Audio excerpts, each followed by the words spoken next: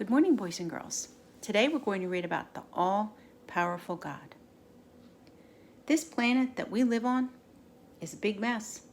Just listening to the news can make you worry. Wars and crime and terrible things seem out of control. That's why it's so important to remember who I am. I am the one who is and was and is coming. I am the creator of time. I know everything about the beginning of this world, its story, and I know every detail about the rest of its story. I am the all-powerful God. I not only know what will happen, but I am in control. The more helpless you feel, the more important it is to believe that I have complete power to do anything that needs to be done. And I love you. I am the Lord who comforts his people. You can rise above the troubles of this world because I am both mighty and loving, so you have good reason to be happy. Sometimes you may even shout with joy. The Lord God says, I am the Alpha and the Omega. I am the one who is and was and is coming. I am the all-powerful. That's from Revelation. Those who go to God Most High for safety will be protected by God all-powerful. I will say to the Lord, you are my place of safety and protection. You are my God, and I trust you. That's Psalm. Heavens and earth, be happy. Mountains, shout with joy. Be happy, because the Lord comforts his people. He will comfort those who suffer. That's Isaiah. So boys and girls, even when things seem a little bit crazy and out of control, we have to remember God is always in control. All right, we're going to move right to Stuart Little. If you remember, we lost Margallo, who flew away because she was afraid of being eaten. This next chapter is the automobile. For 3 days, everybody hunted all over the house for Margallo without finding so much as a feather. I guess she had spring fever, said George. A normal bird doesn't stay indoors in this kind of weather. Perhaps she has a husband somewhere and has gone to meet him, suggested Mr. Little. She has not, sobbed Stuart bitterly. That's just a lot of nonsense. How do you know? Asked George. Because I asked her one time, cried George. She told me she was a single bird. Everyone questioned Snowbell closely, but the cat insisted he knew nothing about Margallo's disappearance. I don't see why you have to make a pariah out of me just because that disagreeable little chippy flew the coop, said Snowbell irritably. Stuart was heartbroken. He had no appetite, refused food, and lost weight. Finally, he decided he would run away from home without telling anybody and go out into the world and look for Margallo. While I'm about it, I might as well seek my fortune too, he thought. Before daybreak next morning, he got out his biggest handkerchief, and in it he placed his toothbrush, his money, his soap, his comb and brush, a clean suit of underwear, and his pocket compass. I ought to take along something to remember my mother by, he thought. So he crept into his mother's bedroom, where she was still asleep, climbed the lamp cord to her bureau, and pulled a strand of Mrs. Little's hair from her comb. He rolled the hair up neatly.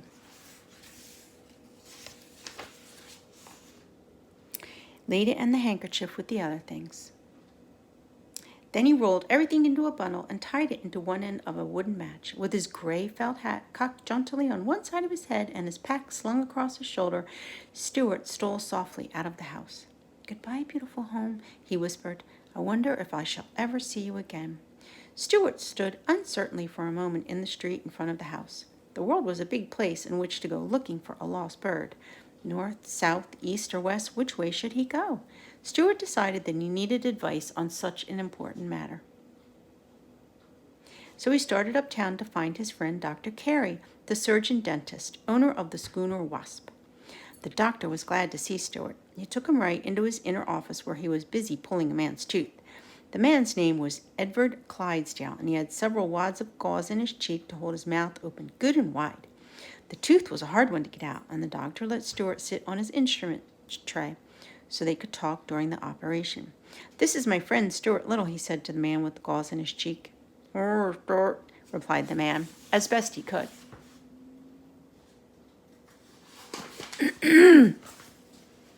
Very well, thank you, replied Stuart. Well, what's on your mind, Stuart? Asked Dr. Carey. seizing hold of the man's tooth with a pair of pincers and giving it a strong pull. I ran away from home this morning, explained Stuart, going out into the world to seek my fortune and look for a lost bird. Which direction do you think I should start out in? Dr. Carey twisted the tooth a bit and racked it back and forth. What color is the bird? He asked. Brown, said Stuart. Better go north, said Dr. Carey. Don't you think so, Mr. Clydesdale? Look on Central Park, said Mr. Clydesdale. What? Cried Stuart. Look in Central Park, said Mr. Clydesdale. He says look in Central Park, explained Dr. Carey, tucking another big wad of gauze onto Mr. Clydesdale's cheek. And it's a good suggestion. Oftentimes, people with decayed teeth have good ideas. Central Park is a favorite place for birds to go in the spring. Mr. Clydesdale was nodding his head vigorously and seemed about to speak again. If you had to look at Central Park, take and look in Connecticut. What? Cried Stuart. He says if you can't locate the bird in Central Park, take a New York, New Haven, and Hartford Railway train and look in Connecticut, said Dr. Carey. Then he removed the rolls of gauze from Mr. Clydesdale's mouth. Rinse, please. Mr. Clydesdale took a glass of mouthwash that was beside the chair and rinsed his mouth. Tell me this, Stuart. How are you traveling? On foot? Said Dr. Carey. Yes, sir, said Stuart. Well, I think you'd better have a car. As soon as I get this tooth out, let's see what can be done about it. Open, please, Mr. Clydesdale. Dr. Carey grabbed the tooth with the pincers again, and this time he pulled so long and hard that the tooth popped out, which was a great relief to everyone, especially Mr. Clydesdale. Then Doctor led Stuart into another room. From a shelf, he took a tiny automobile, about 6 inches long, the most perfect miniature automobile Stuart had ever seen. It was bright yellow with black fenders, a streamlined car of graceful design. I made this myself, Dr. Carey said. I enjoy building model cars and boats and other things when I am not extracting teeth. This car has a real gasoline motor in it and a great deal of power. Do you think you can handle it, Stuart? Certainly, replied Stuart, looking into the seat and blowing the horn. But isn't it going to attract too much attention? Won't everybody stop and stare at such a small automobile? They would if they could see you, but no one will be able to see you or the car. Why not? Asked Stuart. Because this automobile is a thoroughly modern car. It's not only noiseless, it's invisible. Nobody can see it. I can see it, remarked Stuart. Push that little button, said the doctor, pointing to a button on the instrument panel. Stuart pushed the button. Instantly, the car vanished from sight. Now push it again, said the doctor. How can I push it when I can't see it? Asked Stuart. Feel around for it. So Stuart felt around until his hand came in contact with a button. It seemed like the same button, and Stuart pushed it. He heard a slight grinding noise and felt something slip from under his hand. Watch out, you pushed the starter button. She's off. There she goes. She's away. She's loose in the room. Now we'll never catch her. He grabbed Stuart up and placed him on a table where he wouldn't be hit by a runaway car.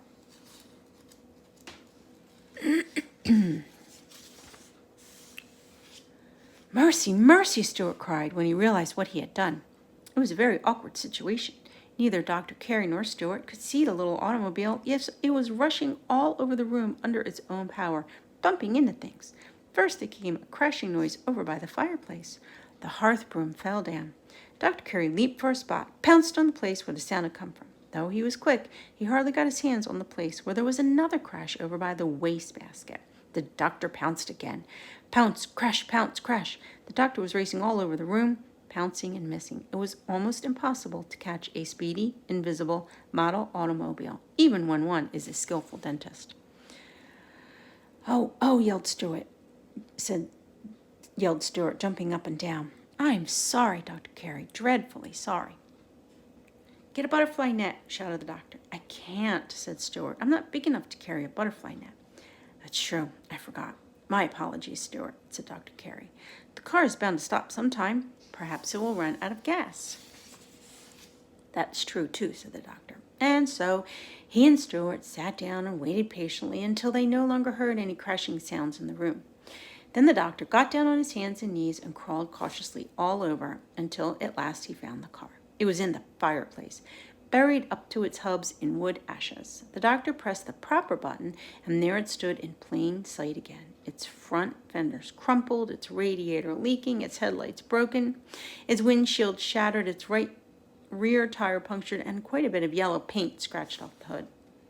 What a mess, groaned the doctor. Stuart, I hope this will be a lesson to you. Never push a button on an automobile unless you're sure what you are doing. Yes, sir, answered Stuart, and his eyes filled with tears, each tear being smaller than a drop of dew. It had been an unhappy morning, and Stuart was already homesick. He was sure that he was never going to see Margallo again. And chapter 12 is the schoolroom. All right, boys and girls, have a good day.